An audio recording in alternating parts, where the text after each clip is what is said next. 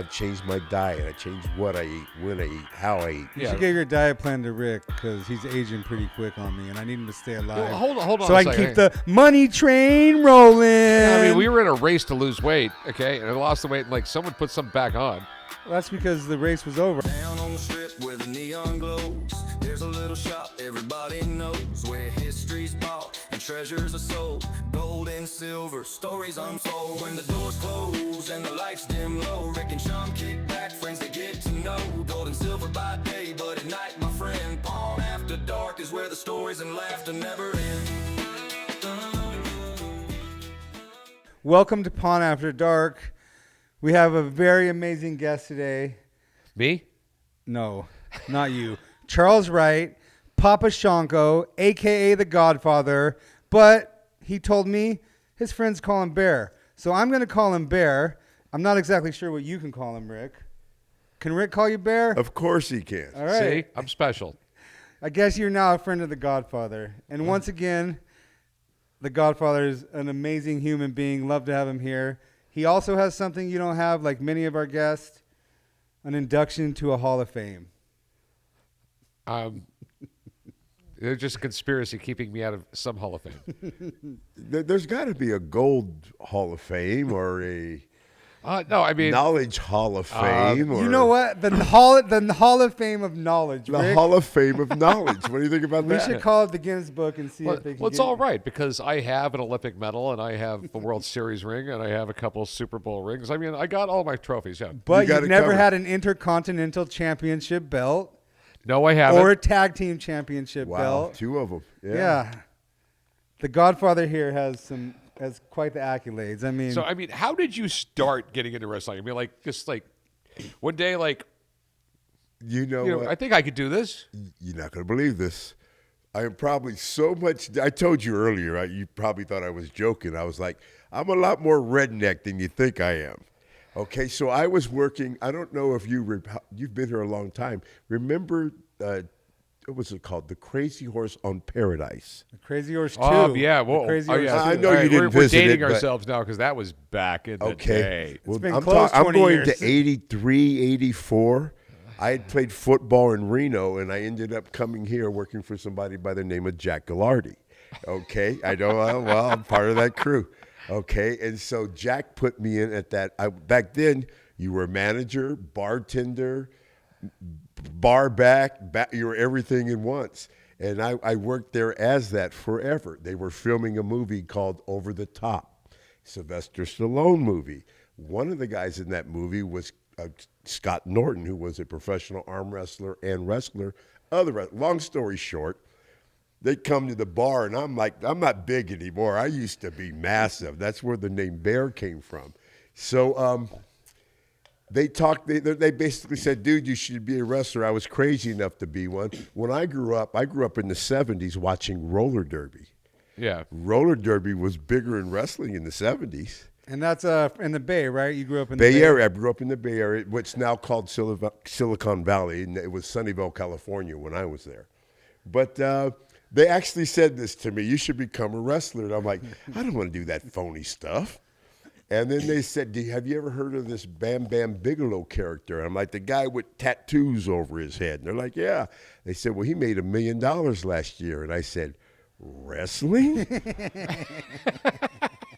And that's how I got into And we're it. talking like $1984 million, right? Yes. Yeah, because $1 million in 84 was like $5 million today. Yeah.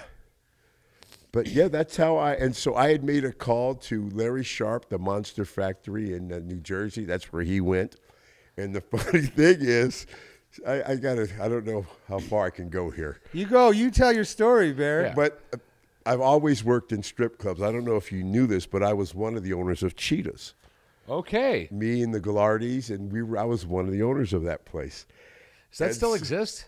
No, it's called Library. I don't know how No, I know now that. it's a Spanish strip club, and it's doing well, kind of like the other place downtown, and it's doing well. But it's a Spanish strip club. Okay. When we sold it to a company, then they called it the Library, and it didn't do too well. But I was always in that business. Okay. So when I went to wrestling school, I literally went to school maybe 4 or 5 times, and the rest of the time, I always had a knack to talk to women for some reason. I Okay. was good, gift of gab. See, we got something in common. Yes, yeah, both. And plus, we're both good looking. I don't think you're good at talking to women, Rick, but anyways. But I really spent more time in strip clubs and in a bottle of Jack Daniels than I did learning. Long story short, Jerry the King Lawler, I'm sure you're familiar with him. He seen me, came to where I was, my very first match ever with not knowing anything about wrestling, not just basically how to lock up, was against Jerry Lawler on a Monday night in Memphis, and that's big. That's Kaufman big, all right? And were these And like I beat him. territory? Yeah. Territory times, right? And I beat him for the title, the Memphis heavyweight title. Very first match, not having any knowledge or not knowing anything. Green is what they call it. Greener than Kermit the Frog, baby. Greener than, yes. And you held that title for what, a couple weeks? I held it for a short time because it was a program they did with him. And then when it was over, they didn't know what to do with me because I was green. I was athletic, but I was green. So they said, we're going to bring this tall, redheaded kid in to work against you. His name's Mark. And that's who was the Undertaker. And then I met Mark. I got the Undertaker on today. Yes. I met him in 1987. 1988. We had a... We had a match against each other, and it was so terrible that they made us a tag team, and it was called Death Express. He was Master of Pain, and I was the Soul Taker, and we became friends, and that's one of my best friends in the world right now. I mean, the Soul Taker was quite the name. Yes. You got to picture the Godfather like huge. I mean, when you look at him now, he's big, but he had this Mr. T mohawk. He was just a bad motherfucker. One of my favorite gimmicks, though, is when you were a comma and you had melted the urn down of the Undertaker's and wore it around your neck.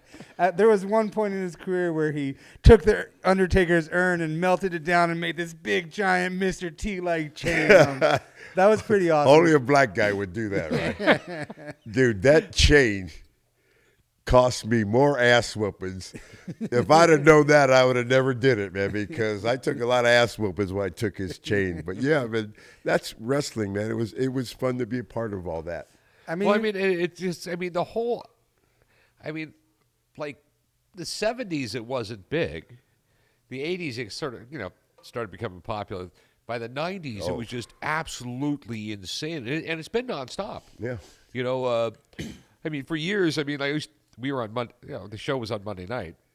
And like Monday every Night week, Raw was the competitor. Every week, we'd be second place on cable because of goddamn wrestling. I mean, if they, It was they didn't big. have wrestling, we would be the number one show. But every week, we were number 2 because of wrestling. Wrestling's big. And back then in the 90s, we were like rock stars, man, rock star famous. It was a good time to be into wrestling. It was even a better time to come up with a character such as the Godfather. I actually have a question for you because I think this would have been so awesome, but I don't think the Godfather would have ever came about if this happened. And I want to know, why did you turn down the role in the WCW to be like the enforcer of the NWO?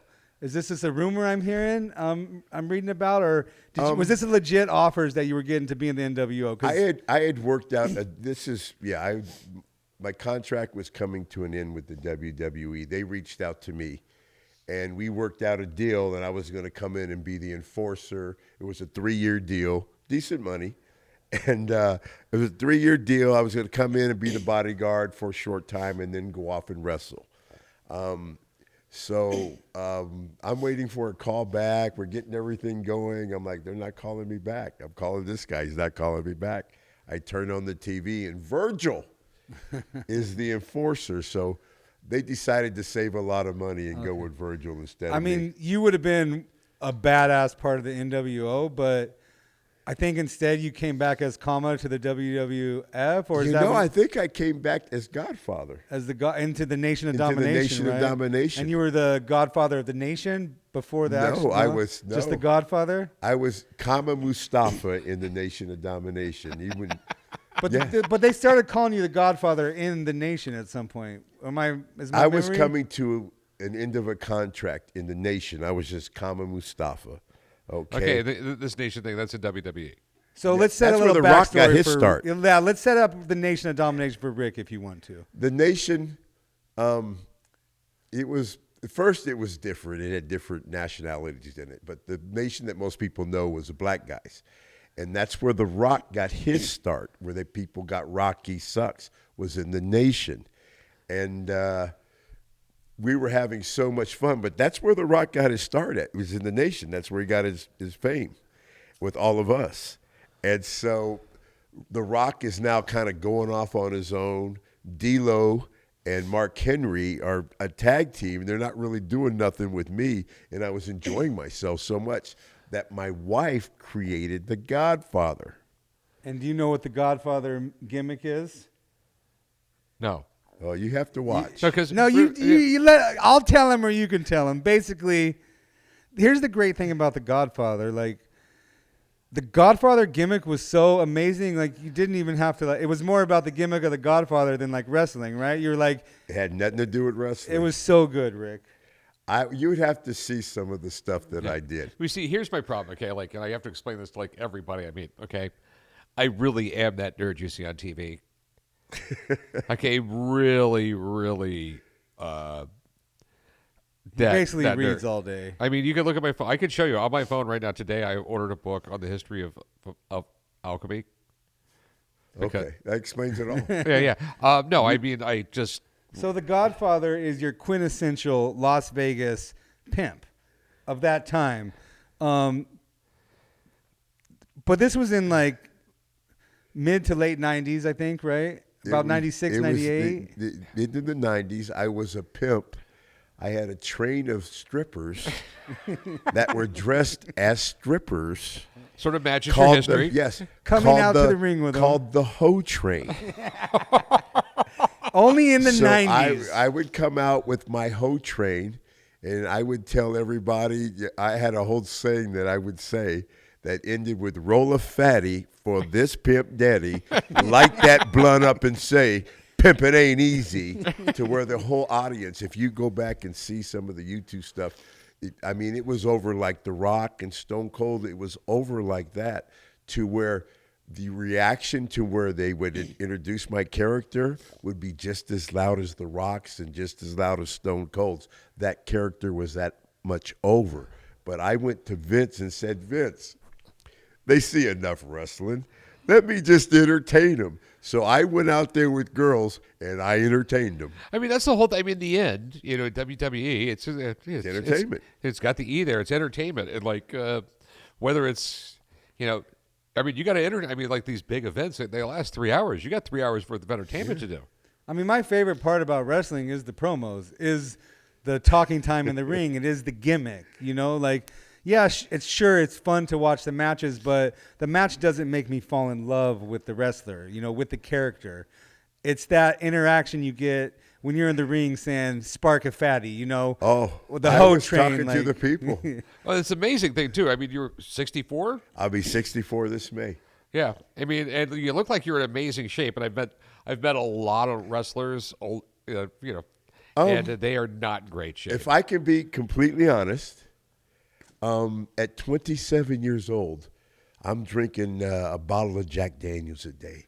I'm taking Somas, Vicodins, Percocets, Halcyons. I'm taking these stuff like it's vitamins and drinking a bottle of Jack, but I would not smoke cannabis. I tried cannabis, and it got me, long story short, it got me off of all that stuff to this day. Well, I have a shot of Jack, yeah. But I have had my hip replaced, my knee replaced, with no pain pills whatsoever. I refuse to take. I will take an Aleve or maybe an ibuprofen, and that's as far as I will go. And I think the fact that I got off of a lot of stuff that these wrestlers and people and entertainers and actors that are still doing the same and living that same lifestyle, I've changed my diet. I changed what I eat, when I eat, how I eat. I changed my workouts. I'm trying to fool them as long as I can. Yeah. I mean, You should give your diet plan to Rick because he's aging pretty quick on me, and I need him to stay alive. Hold on. So I can keep the money train rolling. Yeah, I mean, we were in a race to lose weight, okay, and I lost the weight, and like someone put something back on. Well, that's because the race was over. I was just losing weight as fast as I could to get you down to a healthy weight. Yes, I put on 15 pounds, but I'm not worried about myself. I'm still young. I need to lose a little weight here and there, but I was worried about the gravy train stopping. Okay? I need you to be healthy for me to get the gravy. Right? I can get gravy on my own, but it's easier when I have Papa Moneybucks Rick there, helping me bring that gravy train in. All right. Thanks for all the love. I love you. I love you like a father. My father passed away 2 months before Pawn Stars aired. Oh, wow. And he never got to see my success. But, I am my father. I owe everything to my father. I am the way I was because of my father. But Rick's been in my life since I was 12 years old. At one point, he thought I was the bad influence on his son. But I think now he realized that his son was the bad influence on the whole neighborhood. So Rick has always been a father figure to me. And, I respect and love Rick like he's, Well, that's like why he's the my show dad. worked so long and stuff, because it was real. Yeah. It wasn't rehearsed. It wasn't. Right. No, yeah, we have a magic relationship on television because, I mean, you've been around us. It's real. Like, we joke with each other. We really do love each other as people, and it just shows, it comes across on TV, I think, and that's one of the reasons I think people took to it. And, Chum really is... one thing I can tell you about Chum, never get in an insult argument with Chum. He will win every time. One-liners. Bam. Yeah. I mean, like, the stuff that suddenly comes out of his mouth is just... I have to bow out every time. Yeah. They don't call him Don love him Rickles, to death. do they? I mean, I'm really, he's got a lot of good, stories. Sure. Like the story about me, like when you tried to buy a car on your own. Yeah, I tried to buy a car on my own, called him up. He said, I'm 19 or something. Where you at? A couple miles from your house. He rushes down there, grabs in there, rips up the contract, throws it away. I'm like, what are you doing? I'm about to buy a car. He goes, not at 36% interest, you're not. Whoa. He tells the dude to F off. He grabs me by the shirt and says, come on. I go, no, I've got to get a new contract. He goes, you're buying a car for $5,000 or $10,000. You're not going to be paying this car off you're going to be paying this car off for the rest of your life at 36% interest. So I was like, all right, that makes sense. So I went out and, at the time I was driving around a little Geo Metro and I wanted to get out of it. But, Right. I mean, it was the right choice. I ended up buying a car for like $7,000 and drove that car around for 5 or 6 years. And, Yeah. See, so, yeah, there's Rick somebody has helped looking me. out for you. Rick's Yeah. always looked out for me. Yeah, so what was it like in the territory days of wrestling? I think you lived in Nashville. Okay, all right, guys, remember, nerd alert. What is the territories? So the territory days is before, I would say, like the late 80s, early 70s probably, but for Is his this before time, it was like broadcast on TV all the time? No. Or less no. broadcasting? It was everything. Back in the day, like now they have indie wrestling where they have indie shows. But back in the day, they had territories, meaning Memphis would run Saturday, Sunday, Monday, Tuesday, Wednesday. They would run Memphis, Nashville, Louisville, Evansville. Okay, you would run these same towns every night, every week. And then they had the one in Detroit. They had North Carolinas. They had Windy Cities. They had territories where you could go learn your craft. And you could work 4 or 5 days a week in different states. That had tell to be Rick how much you were getting brutal. paid a show. Me and The Undertaker would drive from Nashville to Memphis, which is 200 miles, and back to Nashville for $50. All week. $50. Busting that out all week. You would drive so many miles, and you'd get a good payday would be $50, $75, and a normal payday would be $25. Damn, that didn't even pay for the gas barely, did it? No, it didn't. But And, you guys both had it in your head that you're going to no, turn this into everybody, not just us. I mean, everybody that's anybody in wrestling that's older from Stone Cold, that era and before, went through territories. That's where you learn. All right. Now they have event centers, training centers. They have their own places where they train people. And they have indie shows, but they don't have territories where you're driving 200 miles a day and you're eating potatoes. potato soup, potato fries, potato. Young people nowadays just they don't know the struggle. No, I think they now don't know the wrestling- pre-internet struggle. It's almost Yeah. like the minor leagues for baseball, where they have like talent development, and they almost just get like. But that's pushed where in you these big learned. deals. Yeah. And you know what's so cool is, like I said, me and Taker, we're really good friends, Yeah. right? That's why I wore my. Taker And we shirt. never talk about wrestling. And when we talk about the times in Memphis when we were starving, making $50, and those are the times that we had our best memories. So they don't have that anymore. But like everything, the business has changed, the people, the fans have changed. But it was a good time. But you were roughing it, Oh yeah, you got your stories. yeah. Got good Yeah. stories. Yeah, Rick Yeah, used because to that's all sell. there is stories. Because back in the '80s, people didn't have, cell phones with cameras, and there was no internet. So you got to do all the bad stuff, and there's no evidence of it. Nope, you're right. If Rick there used to was, sell fake Gucci jeans at the swap meet, so he knows about hard times. Gucci bags, fake Jordache jeans. Jordache jeans, Gucci bags. Sorry, not fake, bootleg. bootleg. They really said Gucci and Jordache on them. Yeah, But and Calvin Klein, a few other ones. You really did. Gloria Vanderbilt jeans. Yeah. Yeah. Oh, Oh, I did wow. all that stuff. Yeah. Well, this Okay. is what You're not I'll that give you a much short of a little story. nerd. Okay, so I find a connection for Gucci bags. Okay, and then I'm selling Gucci bags at the fake. And I was the first person. I'm 16 years old. I'm the first person in Vegas with fake Gucci bags. I'm making a fortune. I'm making like $1,500 a weekend. Oh, wow. We're talking like 1981. Wow. Yeah. And then I'm doing that for a couple of months, and then I'm out to swap meet setting up all my bags. And then there's like these guys that are setting up with from LA, these Asian guys, and they got bags out there, and they're selling them for cheaper than I'm buying them for. So a few weeks later, I'm down in the like a week or two later, I'm down in the garment district trying to find cheaper bags, and I see this guy with his cart pushing these obviously fake Jordache jeans, and I'm going, dude, And it's I still got a new like that. product line. It's still like that there, too. Yeah. It's still like that. Yeah, so Rick, he's a hustler. He makes do with what he has. He's not afraid to make a dollar in any way. So how long? I mean, how long did your career last? I mean, when was the last time I you wrestled? wrestled from 1988 till 2003. Okay. They put me in the Hall of Fame in 2016. I have been under what is called a Legends contract since 2003. Don't hold me. Legends contract is basically a royalties contract with them. They give you things to do, but like they just come out with new action figures. They put you in their video games, and I've had so many different characters that were pretty successful. Okay. That it keeps me going. I maybe have been on the contract. It's a 5-year deal with a 1-year rollover. I've been on it maybe longer than anybody, which is cool because people drop off and come back on, which tells you they're still making money off of my merchandise. Yeah. Do you still do you ever announce or anything like that? Like No. do cameo? No. I mean, they he's should bring traveling you around though every weekend, he I- travels around I- so much doing appearances. What's that like? I travel just about every weekend. I do a lot of wrestling conventions, signings. Okay. I was just in Wisconsin yesterday. Actually, I flew back from Chicago this morning because we got delayed last night.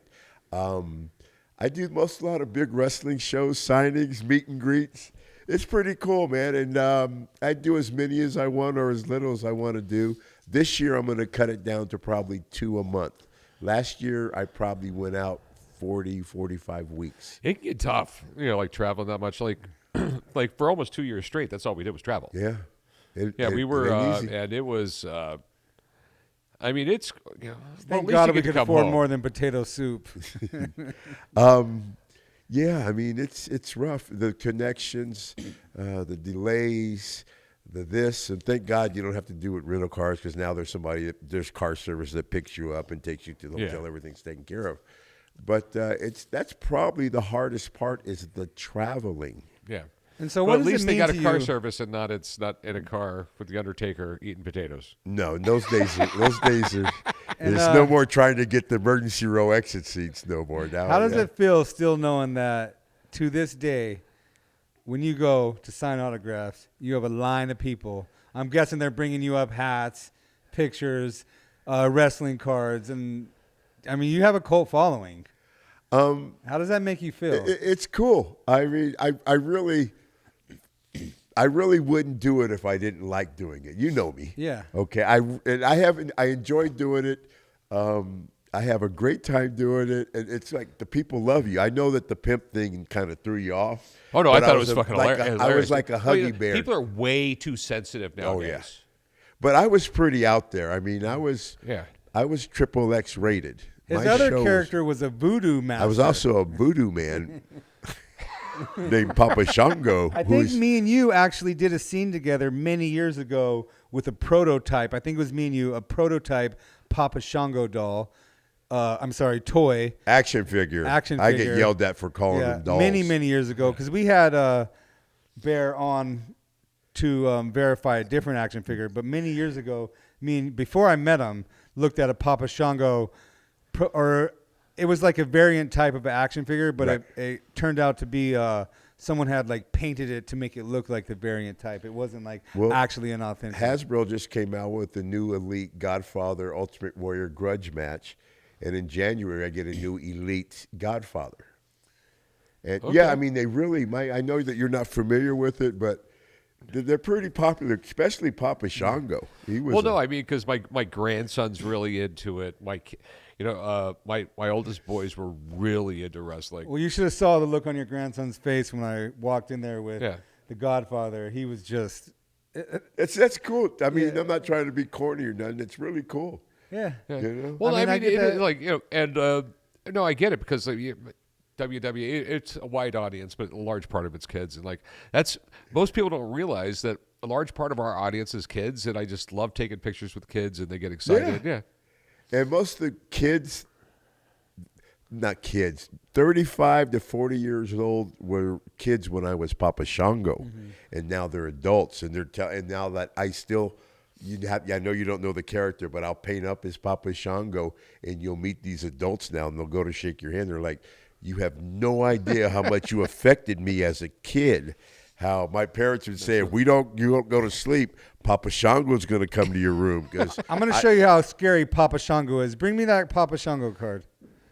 You're going to see. Dude, it was scary. And then I had put a curse on the picture this. Ultimate Warrior, and he was one of the strongest, most powerful wrestlers at the time. And I put a curse on him that brought him down. Imagine being an 8-year-old kid thinking Yeah. Papa Yeah. Shango's coming to get you. And I told Vince, I said, Vince, let me go out, forget the adults. Let me go after kids. So I was telling kids, you will not dream of the ocean tonight. You will dream of Papa Shango, and you will dream of death. And then like the And I'm lights will talking go to out. kids this way. Yeah. Yeah. Well, no, but that's just the way culture's changed. Now we got you got to touch like Oh, I know. they got to Don't wear get me started. bicycle helmets. You know what I mean? It's Oh, please don't get me started. like when we grew up, it was just like you know, if you were cool, you had your bicycle, you built a ramp, you lit it on fire, and then jumped over your Yeah. friends. Yeah, and our parents would go like, Remember the station wagons with the country squires? Oh, with we the had seats one, in the back, and some went this way, and no seat belts, and some went that way. no one ever, my seatbelt was my dad just going like, Yeah. he'd slam on the brakes and slam your. Yep. Yep. Yeah, I think I was probably like the last era of kids to grow up playing with toys out in the desert and running around. Shortly after me, I think. Yeah, the phones ruined everything. Yeah, Oh. definitely now. Like kids they play on their phone all day or their iPad. I remember when beepers just came out. We were like, why would you want your wife to be able to get a hold of you? I was in high school, so I wanted a beeper. I thought I was Oh. so cool with my beeper. We used to go out and have so much fun, but there was no cell phones, no laptops, no social media. Yeah, no, because like when I was a kid, like I grew up in San Diego, like every kid in the neighborhood would tell their parents, "We're going to the midnight movies," and then we go to Fiesta Island and drink beer and smoke pot till 2:00 in the morning. Oh my God, I love it. Yeah, we come home from the movie smelling like smoke. Oh, the car next to me was smoking. Yeah, and no, I mean like, but you know what? Kids find a way around all that. Yes. Okay, because my son's 21 now, but like, like I'm a single dad raising my basic parenting philosophy was to screw up and I will destroy your fucking world. I will take away your clothes. I will take away your car. I will make your life fucking miserable. And he grounded his son, Corey, for smoking pot, failing a drug test that he never failed. Corey wasn't smoking pot. He didn't fail a drug test. Rick just grounded him because he knew, I know you're doing something. Found out years later he didn't, I think Corey. Yeah, but he was all around. I knew. Yeah, but he was. But you grounded your son for smoking pot when he didn't smoke pot. I knew he smoked pot. He didn't smoke pot. Yeah, I knew he was doing bad shit. That's a touchy subject there. Yeah. No, but like I said, my son, that was my philosophy, okay? You know what? Don't stay out too late. Don't do anything stupid. You know what I mean? I'll destroy your world. I mean, what a real parent's supposed to do, because what parents nowadays just want to be, they want to be their kids' friends and not parents. Friends are not even that. They let the internet bring their kids up. I would swing by my son's room, okay? And all of his friends' cell phones would be laying on the bed, because they all had a Walmart burner phone that they forwarded. So when their parents checked that app to trace where their kids are at, apparently all the kids were supposed to be at my house playing Call of Duty, but they were out doing whatever bad stuff they do, because smart, though. When their parents checked on their little app there, they saw that their phones were at my house. Here's what my nephew did. My sister grounded my nephew from using apps after a certain time. He was in trouble. He could only use his phone a little bit or something like that. So basically, he screen recorded my sister putting the password in there. So now, then he gets the phone back and he has access to his phone for a month or two before she realizes what he's doing, and then she confronted. Right. She found out, and he told her, "Yeah, Mom. Well, when you took my phone, I just handed it to you with screen record on, and then I saw the password." That's because kids now are growing up in electronics. We didn't grow up that way. We were. Well, no, we were like 13 years old. You're like 4 years older than me. It was someone said you had a computer at your house. What? You live at the phone company? Yeah. Yeah, there was none of that. None of that. And it was a much better world. Much better. I remember when AOL first came out. My parents were divorced. My dad went out of town for the weekend to work. My mom came to watch us.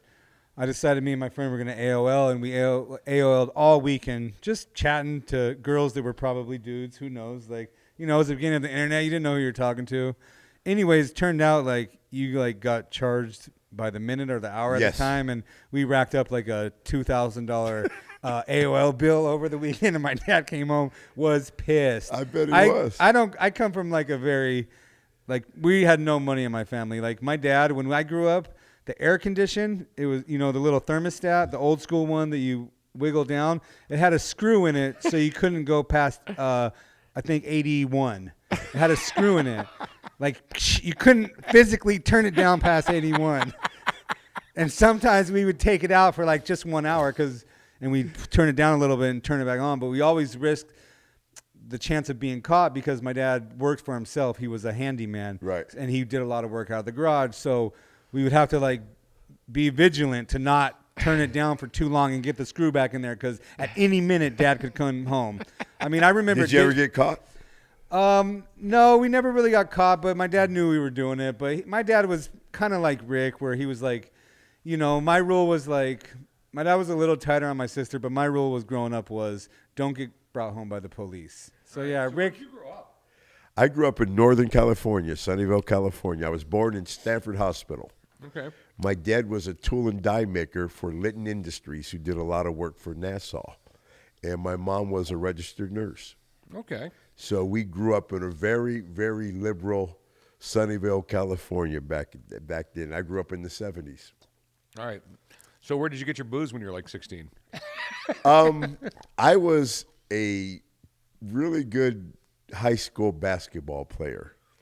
And I could literally go to pizza places and go to places, and they would sell me beer, or they would rent me a hotel room. I was very, very popular in high school. Okay. And with girls from other schools, too, mostly cheerleaders from other schools. But I was very active and popular. Okay, so it sounds like a storied childhood, yeah. So when did you move to Vegas? I got a scholarship. Now, see, I was a basketball player. In 1979, I was Northern California Basketball Player of the Year through the Palo Alto Times. But I always wanted to play football because I always had I played basketball like a football player. That's why I was good at it. I was physical, and I was athletic. And so when I got to college, I'm like, I start hanging out with football players, and I started lifting weights. And the next thing I know, Coach Alt gave me a full ride scholarship to play football at UNR when I never, ever played tackle football because my mom and dad wouldn't sign the papers. They're like, you're going to get hurt. So I had to play basketball and baseball. And so I went to UNR not knowing anything about football besides flag football or, playing football with my friends. And I got a full ride scholarship. All right. Just off the cuff, you were just so big and athletic. I was when I went to the school, they put a basketball. Now mind you, I'm 6'5". When I got out of high school, I was probably 200 pounds. A year and a half later, I'm 275, and I just filled out. And I started lifting weights, and weights took to me good. Oh, yeah. And then I start hanging out with football players and doing football player stuff.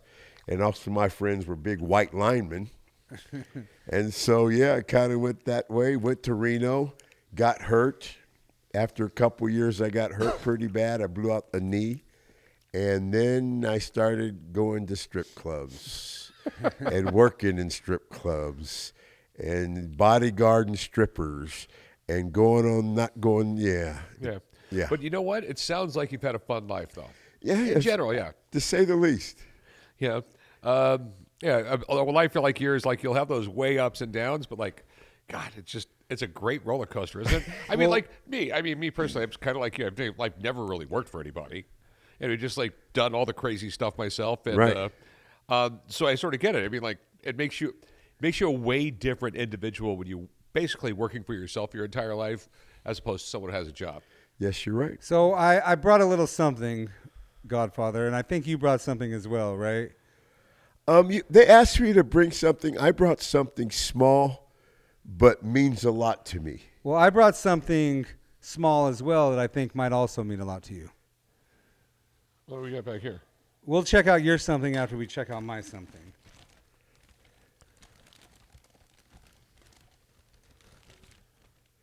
Oh, my God. Yeah. Rick. We don't have to, but just in case. No, I will. I'm not afraid. Together, baby. All right, Rick, you're not afraid. I'll pour a little one for us. There's a group of us called BSK. I know you're not familiar. You know who The Undertaker is, Yokozuna, Rikishi, myself, Savio Vega. Anyway, we're known for drinking Jack Daniels and a lot of it.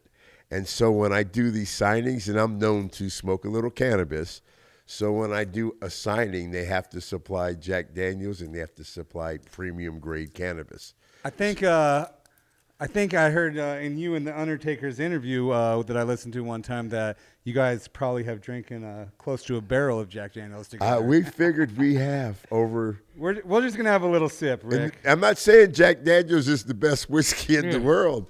I normally drink it it's more of a tradition. Yeah, I mean, like the thing is, there's something about the devil's in Jack Daniels. Yeah, well. As Taker would say, it was good enough for Frank Sinatra. It's good enough for us. Well, let me put that no, the devil hangs out in Black Daniels and lives in Jägermeister. Jaeger was, you remember Goldschlager? Yeah. All right, That was two things that would get you drunk. Just a little cheers. Yeah. All right, I've never done a shot of Jack Daniels with the Godfather before. Yeah, because remember back in the 90s, somehow the other schnapps got popular? Yeah. You going to gargle it? You going to gargle it? Do you know about gargling in wrestling, right? There you go. If you're going to do it, you got to gargle it. All right, I'll gargle it. Now you're official wrestler. I was so hyped to do a shot with Jack Daniels with you. I'm not a big drinker, but I prefer Scotch, but actually it tasted pretty good. If I'm going to drink Jack, it would have to be single barrel or gentleman or aged. This is good when I'm at the airport. You know what? It's weird. I was almost going to get some fancy. I almost got some fancy Jack, but I was like, I don't want to offend the Godfather. Should have gone to my bar. I just got a bottle of Macallan 18 or something. Well, I something. thought it would be funny if I just pulled a bottle of Jack out. No, it happens everywhere. Yeah, I'm telling you, people just gift me bottles of Jack, and If I'm going to drink should Jack, get a it'll mix it with sponsorship Diet from 'em. Coke. Have you talked to Jack Daniels? They were more interested in somebody with the status of The Undertaker. And they made, anyway. I actually went to the liquor store to buy this morning, and when I was buying this, I remembered that I'm such a freak about prepping. I was like, oh, shoot, I have a case of Jack Daniels in my garage. And so I spent $23 when I already had a case I in my have garage. no alcohol at I think there's some wine. I just have it in case the world ends. I can trade it for good stuff, like food. The only time I drink now is I fly United. I'm a 1K, all that crap on United, right? And so you're always stuck in airports like I was in Chicago. And so the only time I drink now is at the airport lounges, and I drink Jack Daniels and Coke. Yeah. And on the planes, I drink Jack Daniels and Coke. I have a rule. I never drink at my house. I never drink when I'm home. Yeah, I try not to. You want to touch on your injury just a little bit? I mean, you went through some serious injuries, and I think that's when you started to change your diet because, I mean, you look amazing for 64. I needed hip replacement. Excuse me. Both knees I needed replaced in my left hip. I was 340 pounds, and I usually stayed 330, 340. And the doctor basically said, best thing you could do for yourself right now is lose as much weight and take as much weight off those knees as you can before we get into this. So before I got my hip and my left knee done in the same year. Wow. And I dropped like to 260, and so now I'm staying around 250. But I really watch what I eat. I mean, you look awesome. What is your diet like? It's not really a diet. It's just a way what I eat. I Yeah, don't eat any like, red meat. No red meat. Ooh. And it's not because I just don't like red meat anymore. I don't eat any fast food. I was thinking about going next door though and getting some. Well, that's not chicken. fast food. No, it's I the was opposite thinking of about- fast food. It's yeah, like a we'll smoker get for some 16 after, and hours. it's free because Rick owns the place. So we'll go have some chicken after. No fast food. I don't eat no bread. Very little rice. Yeah. I don't eat past 6 o'clock at night. I don't eat again till 10 o'clock in the morning. I have a protein drink. Drink a lot of water. I mean, All just right. simple. That's works. Yeah. That's all we have Yeah. to do, Rick. We follow those steps. Well, I know, and We'll I have was you- following those steps. I got to admit, I was down to 190. I'm now 195 now. I got to get back on the program. You're pushing 201, but you look good. No. I'm 195. That's what I weighed this morning. All right. That's butt naked. Well, okay. Well, Let me guess. Weighing yourself butt naked in the mirror again. Of course. I do that too. I guess I'm doing it wrong. I do it too. I do it too. So you got kids? Yes, I have 4 kids, all grown. Youngest one's 22. The oldest is 39. They're all doing great. In fact, my daughter's going to have dinner with me tonight at the house, one of them. Okay. They're all they're all successful and doing great. That's a great feeling, isn't Yes. it? Yeah. And none of them have caused me any trouble. Grandbabies? One, and he's 14. Okay. The rest of my kids are little on the Republican side, and they basically said they do not want to bring a child up in this world, basically the way it is. The world is pretty what? crazy And these so, days, but- and the way the house is and money, and it's so expensive. So they're just kind of. I mean, I I'm know. 42 and I don't have kids and probably never will, but I do have the world's brattiest dog, pretty much like my child. I've met. Yeah, you met that little sweetheart, Pinky. Yeah. I think I don't know.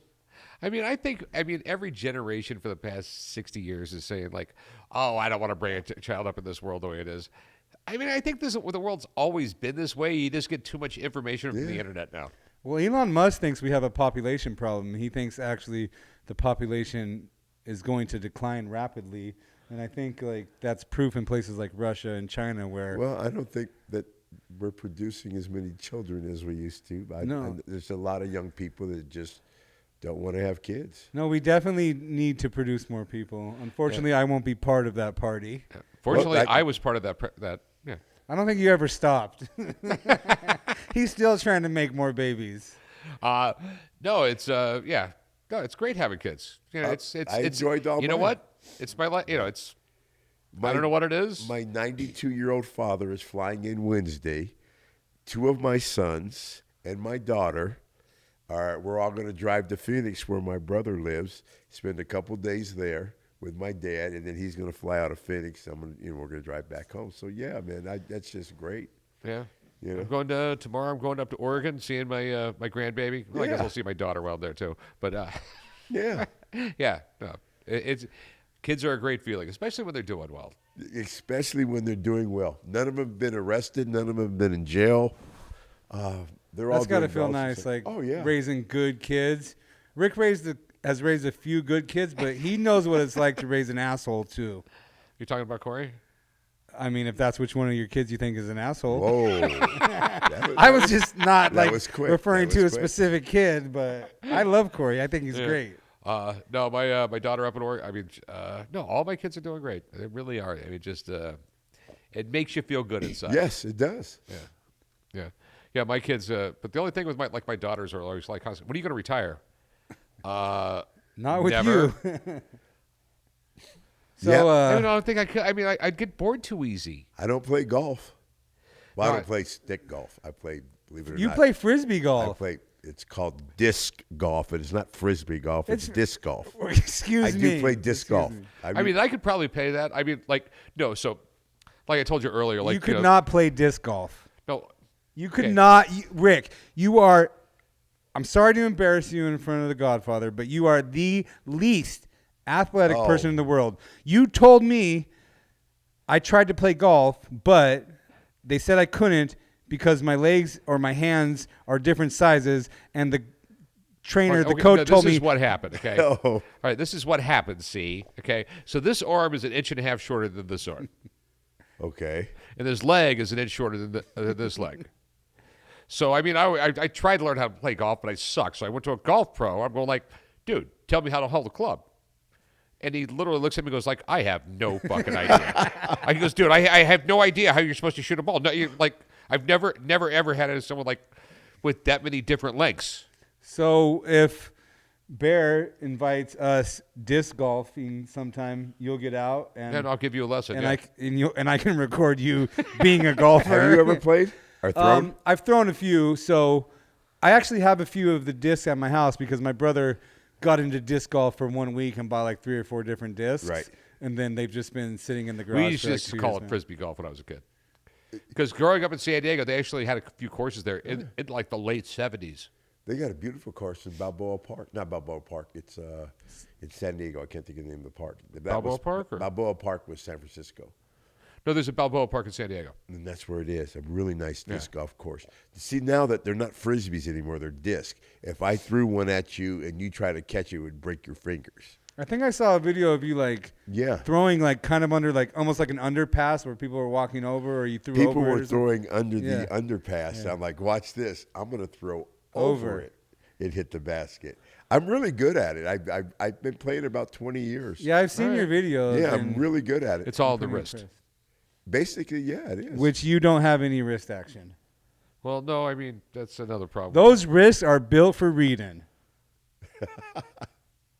Well, it's been a pleasure having you here today. You got anything to promote or pump up? Anything you want to say? Ask Rick. Oh. Can I see your item that you brought? Yeah. Can I see the item? We're ready to go, but can I see the item? I forgot to see your item. We were supposed to Listen, do it, but look, we were supposed to look at your item, but I brought out the That Jack sounds Daniels. kind of weird. and I I forgot. want to see your item. Yeah, dude.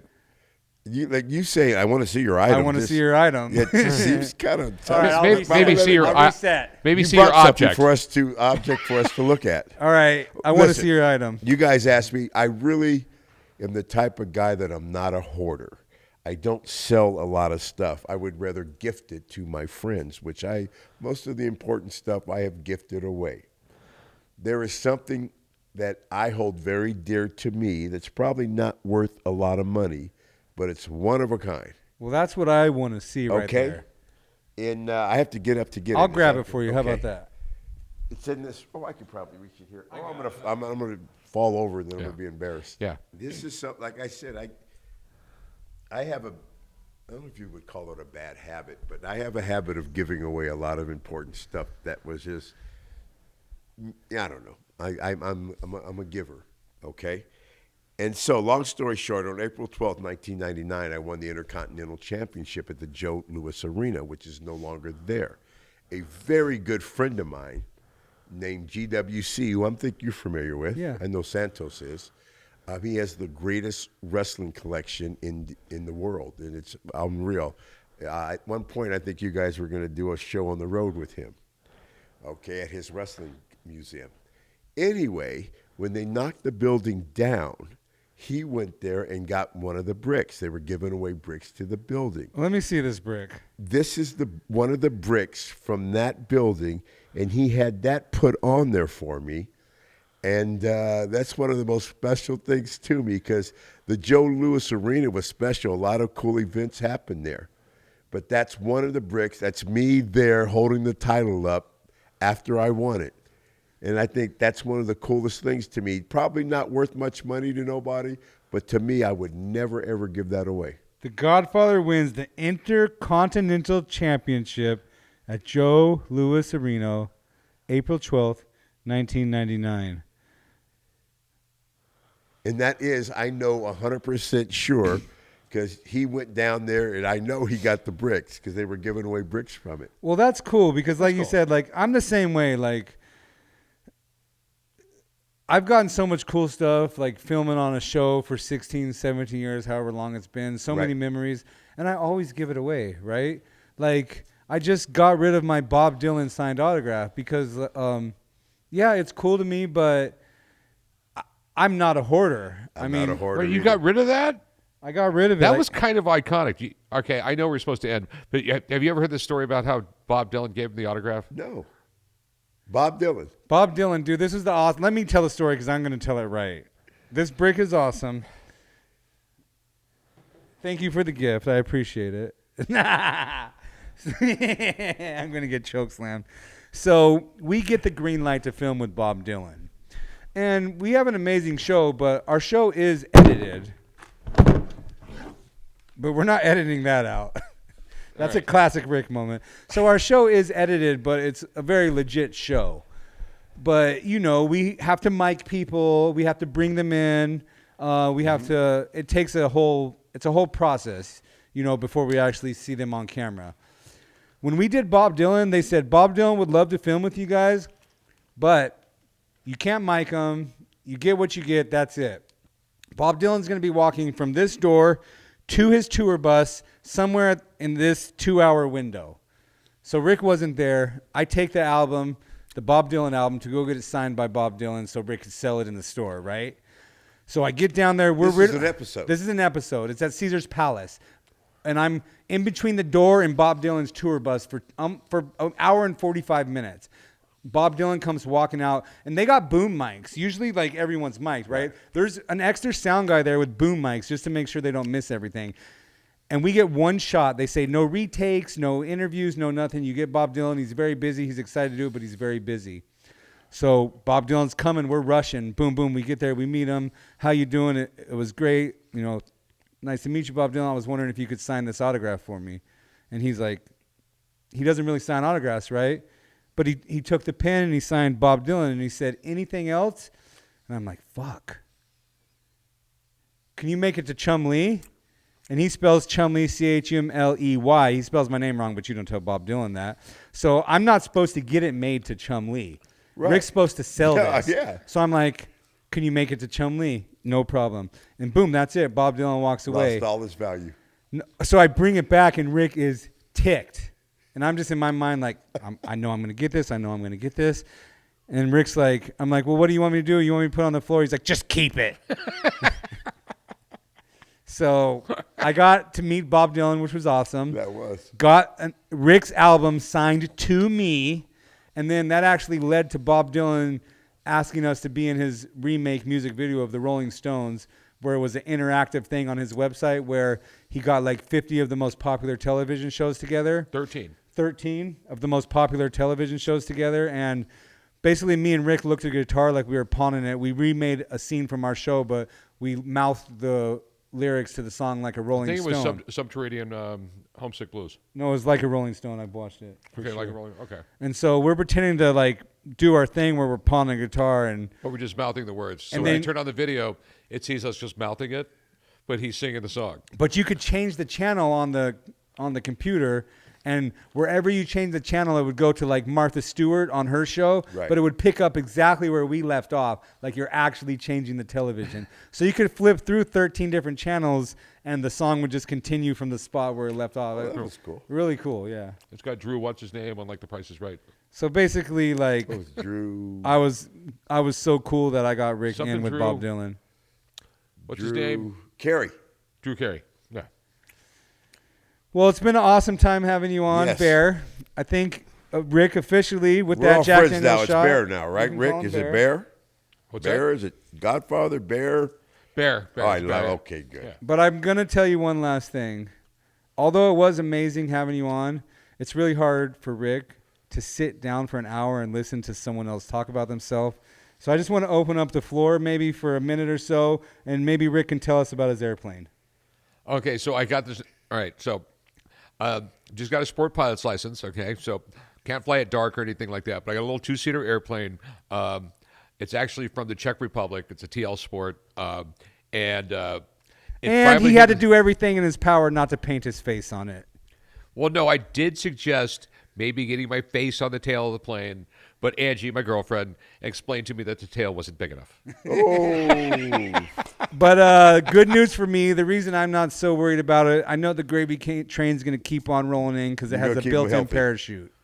So I'm cool with it. go with it. But it was a pleasure, Rick. Was it not Thanks a for coming pleasure on, getting man. to meet the Godfather? Yes. I mean, he was so kind to your grandson. Your grandson got a picture choking the Godfather out. This was He an was really amazing choking time. me too. I was like, Yeah. just pretend. Just pretend. He wanted that picture to look real. I'm like, pretend. All right. Well, thanks for coming on. Definitely thanks for letting my grandson choke you. Yes. I And had a you're going to give wonderful us some time. free barbecue next door, right? Yeah. Every guest gets one. Guest. I'm a guest today, right? You're a host. Well, we're gonna order a little You're my extra. co-host. We're gonna order a little extra on Bear's tab then. There we go. Yeah. It's the story of my life. All right. Well, thank you. Thanks, man. No, All right, you're let's go welcome. have barbecue.